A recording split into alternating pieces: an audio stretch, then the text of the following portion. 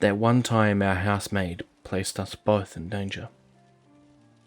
I remember this experience from childhood days. At that time, I didn't really understand the danger we were in. Now, the reason why my parents automatically fired our housemaid, all I knew was that was the first time I and the housemaid went to an area we were not familiar with. For starters, I live in the Philippines, and yes, there are tricky thieves who will spend time coming up with a plan to trick the foolish.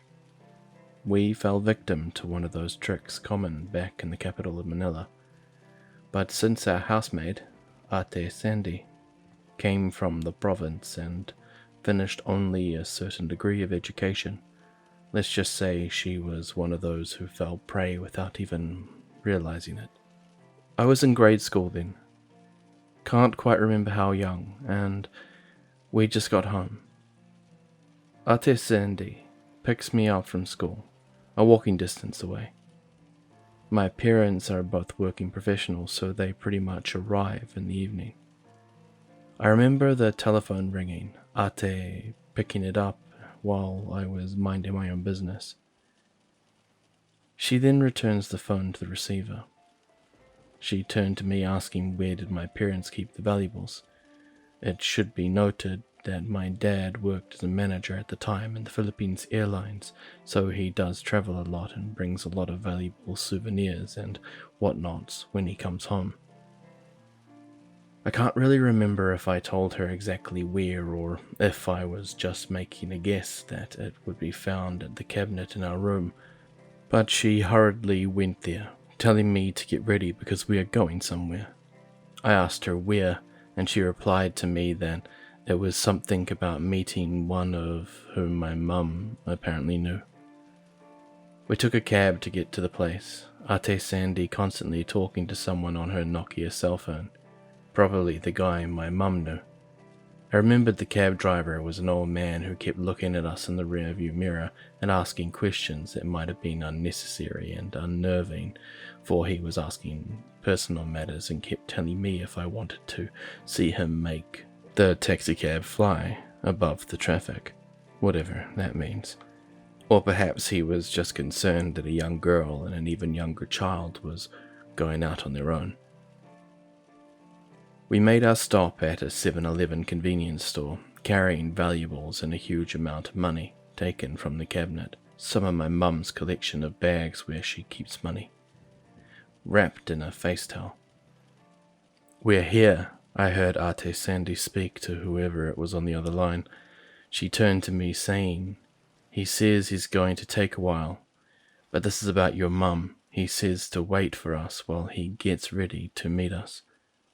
So we did, staying inside the air-conditioned convenience store and using Ate's own pocket money to buy me candies and chips to stave away the boredom because whoever we were going to meet was taking a long time. At the time, looking at the people bustling outside interested me, of how busy life in the city was, and at one point thinking whatever happened to Mum that we had to go miles to get here and meet someone. Finally, the cell phone rang again, and Auntie Sandy told me the guy was already outside. The sun was almost setting in. He was young, wearing a black jacket despite the heat. I don't remember all the details except for those I've mentioned. Ate Sandy handed him over the items and money all bounded up in paper towel. She excused herself for not being able to bring enough, as these were all she could find, hoping it was enough to cover my mum's medical expenses, which again I did not understand at all, partially because they were speaking in low voices, and partly because I was focused on the ongoings around me. The man looked at me, then back at Ate Sandy as if deciding what to do, but in the end he thanked Sandy and shuffled off. Again with the traffic, it was already evening when we got back home. When the cab was nearing the house, I noticed that there were many cars parked, cars I recognized as those from aunties and uncles, as well as one police car. We entered the scene and my mum immediately rushed at me with a big hug. My dad was talking to the officer while the family members gathered around were comforting my mum, who had apparently been in hysterics. What happened next was something beyond my comprehension at the time. When my mum retold me the story years after, asking me if I remembered the experience, I came to realize that the man we met outside the 7-Eleven was in no way related nor familiar to my mother. They were nothing more than a random stranger. Apparently, the trick was to call on an unlucky victim and say that a family member, most likely a father or a mother, had been taken to hospital on an emergency case. The stranger would then ask the victim to gather money or valuables and meet them at a designated location. The person calling would say that they know the family member and that that family member is concerned about the hospital expenses. This scam very much happens in the Philippines today, and it is sad to think about how many victims have fallen prey to such a frightening and close call encounter.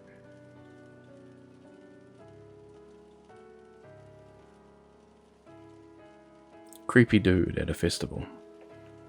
I remember that this happened to me when I was still in high school.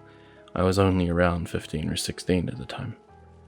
I was with my best friend and I was invited by her family to come with them to a local festival that we had in my hometown in the Philippines. We had a great time and I was really enjoying myself until it was time to go home.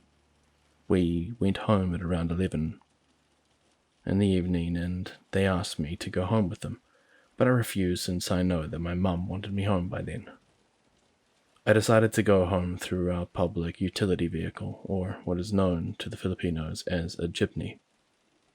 I walked to the jeepney stop and waited for the next jeepney to come. It was very late at night and people were starting to go home. I waited for a long time since most jeepneys passing by are full and could not cater to any more customers. I was just minding my own business and texting on my phone when a creepy drunk dude tapped me on the back and asked me where I was going.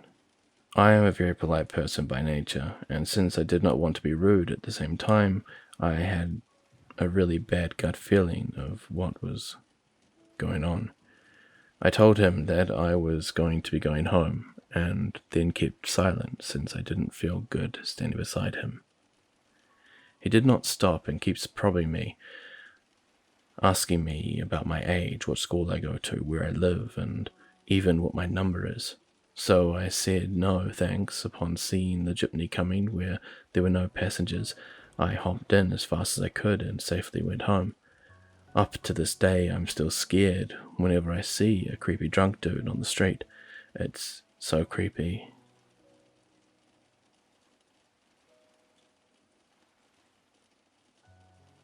Man in the black SUV.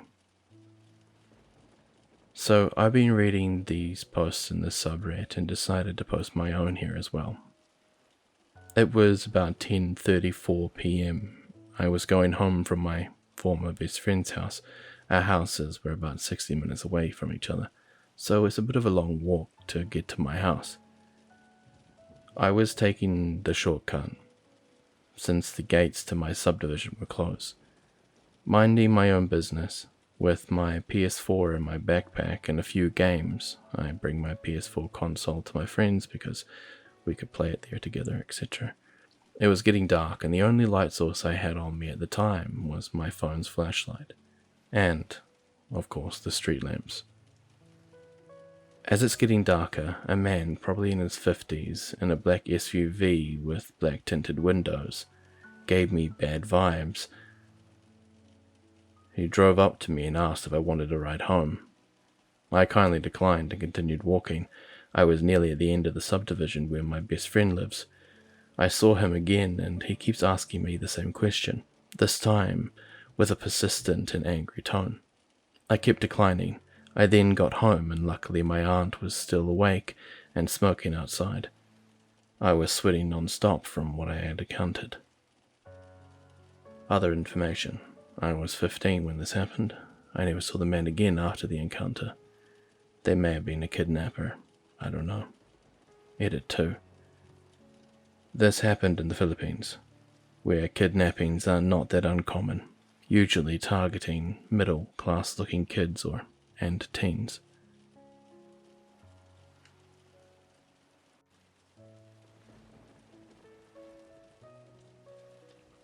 My mum taught him a lesson.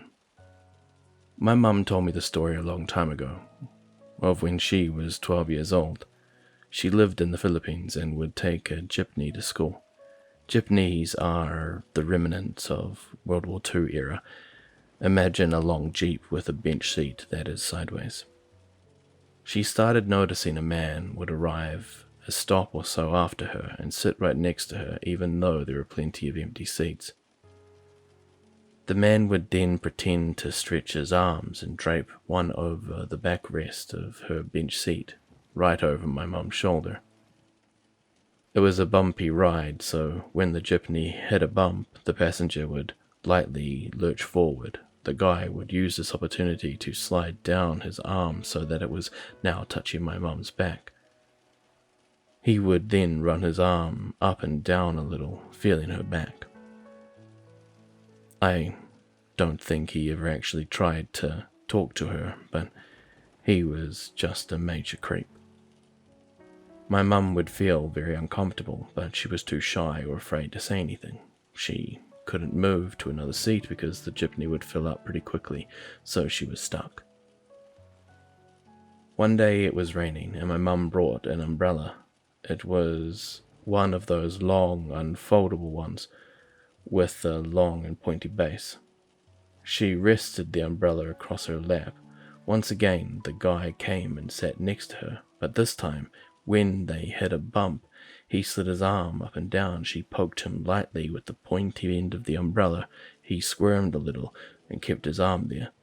At the next bump, she poked him again, a little harder this time. He squirmed some more. Another bump came, and this time she jabbed him really hard. Surprised, he looked at her, irritated, and asked her to move their umbrella, and she said no, there's nowhere else for me to put it. He left at the next stop, and thankfully she didn't see him again after that.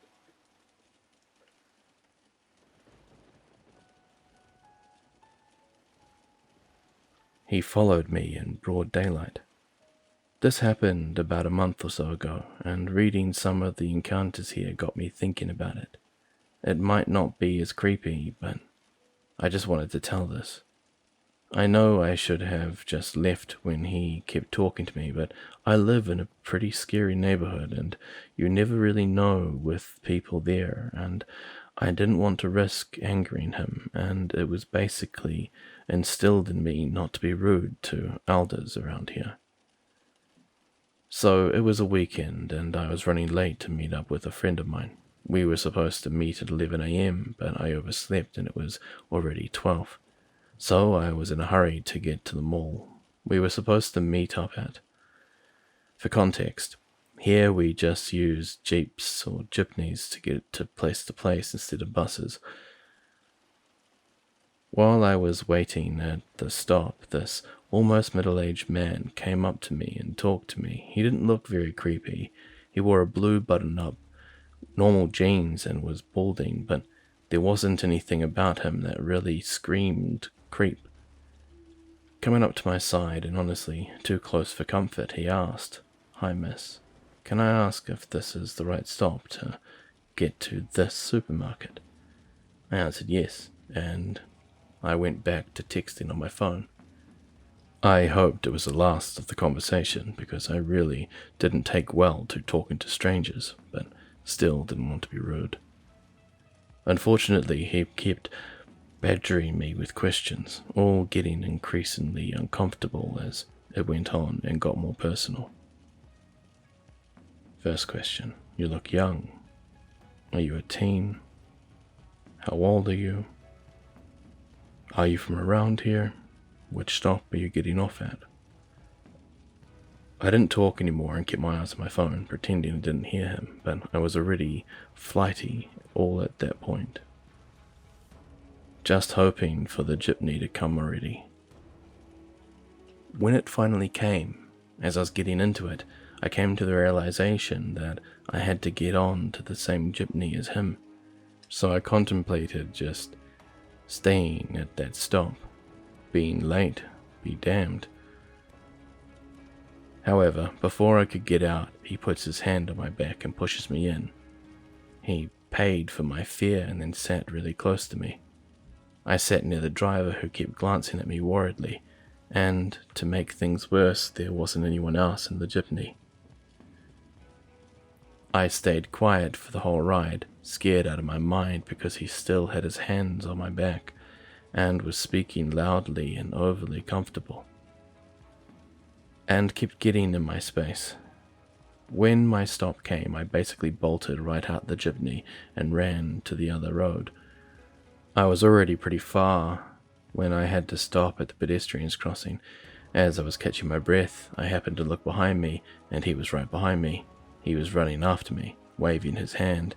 He was even smiling, shouting something at me like I knew him. He started screaming, "Haha, I'm going this way too, let's go together. Wait up, I'll be right there." I just wanted to get away, so I ran into the middle of traffic to the other side and kept going until I got to the mall. And I stayed close to the guard for a good 5 minutes until I finally went to meet up with my friend. I was so on edge the whole day, I was just scared that he might be close. One of my best friends, a guy, got me to tell him about the encounter and why I was so on edge. He was so mad when he found out, which sort of made me realize that yes, it really was creepy, and it's fine for me to feel scared. He offered to accompany me home for the rest of the week, which I gladly took him up on.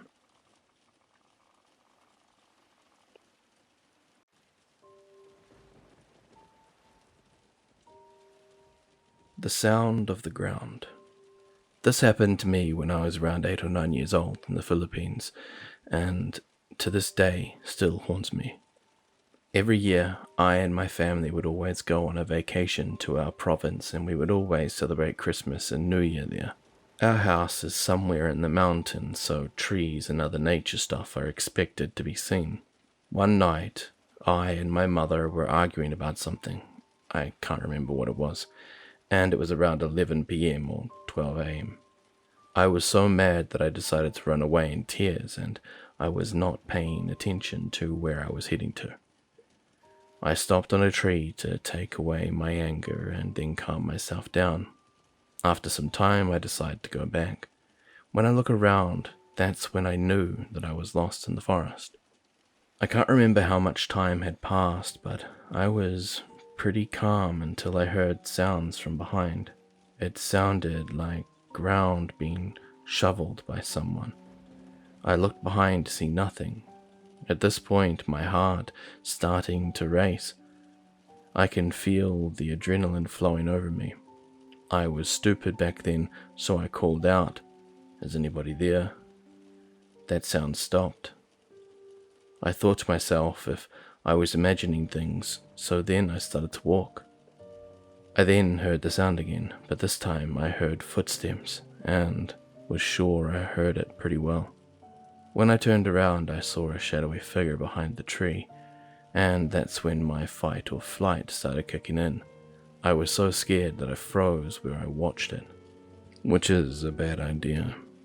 It felt like an eternity standing there in silence, and when the figure moved, I started running for my life and shouting for help. Just like in any other horror movie, I fell to the ground, and the sound started to get louder and louder. That hurt my ears.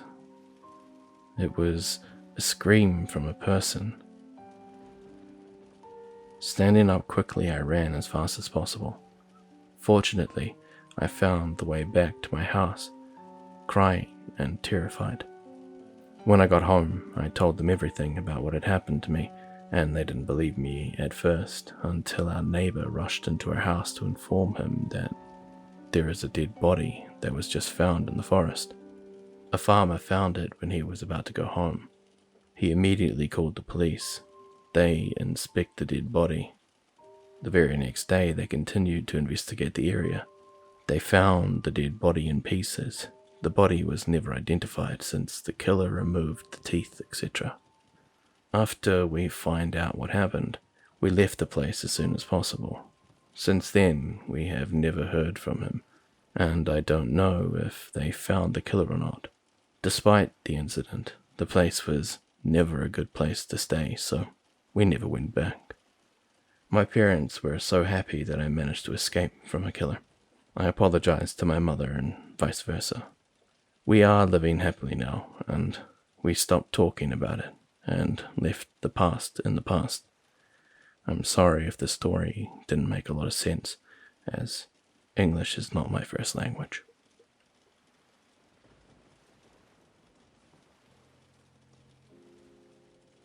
I thought walking inside the village was safe. A little background. I commute from my house to my school and vice versa every day. I'm from the Philippines, and we have this mode of public transportation called the UV Express, and I ride that because I find it safer than jeepneys, to be honest. So, there are UV Expresses that pass this busy road that's like 5 to 10 minutes of a walk from my house. So, when I get to school and go home, I always get down from the busy road and walk the less busier road to my house. This happened around last year, and I was in my second year of college. That day I decided not to go down the road that would lead me to my house, but go down the little pathway leading to the inside of our village. The road that I walk to get home is somewhat busy because of a bunch of people who are always passing by there, and cars too, so I get catcalled a bunch of times.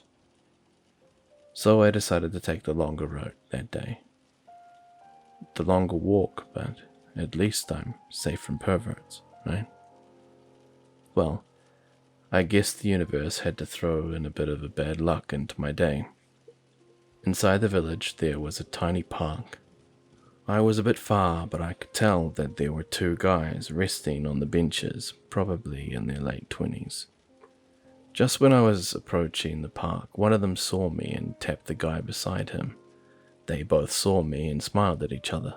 I was already scared because I knew what was coming, so I walked even faster. The only way to get to my house was to pass by the park.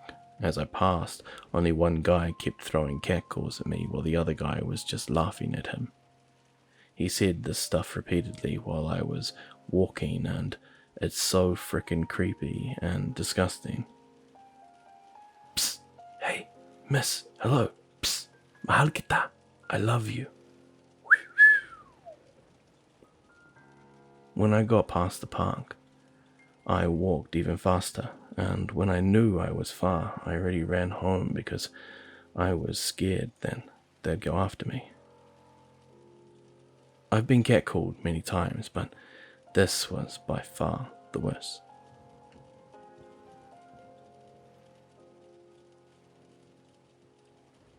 The truck driver. This happened when I was in middle school. I'm probably 10 or 11 back then. I totally forgot about this. For some reason, something reminded me. We live in the countryside part of our town, and we own a very small convenience store, a sari-sari store here in the Philippines. That is directly attached to our house. But when you buy something, you will be at the outside instead of the inside because the store is attached to our home. My father always left me to manage the customers and be the cashier. He always worked in the part of the woods that we owned and raised animals and harvest crops, but he'll always come back at about 4 or 5 p.m. My mum was working in health center and my sisters were out. I don't remember why, but maybe running errands or doing school projects with their classmates. So I was alone with our dog when a big truck approached and stopped in the front of our store, with the engine still running. When I heard it, I rushed to our front store, ready to sell some stuff. 5, maybe 10 minutes went by and I didn't see anyone come out from the truck, so I sat in the nearest chair and waited some more while petting our dog. I was relieved to see a mid-40s man come in, but instantly taken aback when I noticed his bloodshot eyes. I was scared as heck inside, but I remained calm because he can't do anything because there is literally grills between us. I sold him some things that he had asked for, and then he went back to his truck and he drives away. But that is not the last time I saw him. While rewriting this I can't quite recall how many weeks or months had gone past, but when I saw the fuel truck, at once everything came back to me. But I'm not worried or anything, and do what I always do. I wait to sell some stuff. However, today was different. He never got out of the truck, and he rolled down the windows. He just stared at me with his red eyes. I was waiting, but then I felt something was not right. So I stand up and try to get out of the man's sight, but occasionally peek over to see what he's doing every couple of minutes. I notice that he's still staring at the same spot that I was in. I remember thinking to myself, who the hell does that? And watching it, it felt like an eternity, and I felt the need to call someone, but I was frozen. I just remember him leaving and then me forgetting, but unfortunately there is more. My sister was home then, and the truck showed up one more time, and I told her what had happened, but I'm not sure if it was really him. And I asked her if she could sell him stuff because I was scared, but no one got out of the truck again. And the thing that scared the crumbs out of me, and still does until this day, is that the engine was always running. It felt like forever to us, until the truck drives away again. I remember too that after the situation, the bloodshot-eyed driver came back and stared in the store window, moving an inch for 3, maybe 4 times, and then he suddenly stopped. My sister and I forgot about it.